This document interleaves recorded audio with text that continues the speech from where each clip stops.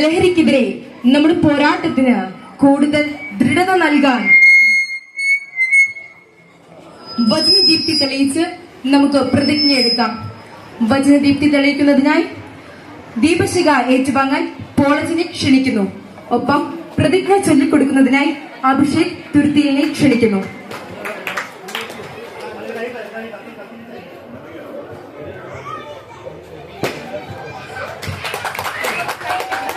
എല്ലാവരും ഒന്ന് കൈയടിക്കോ.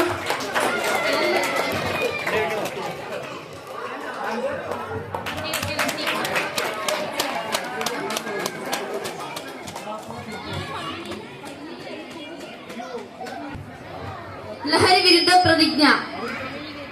ഞാൻ ഒരിക്കലും മദ്യപിക്കുകയില്ലെന്നും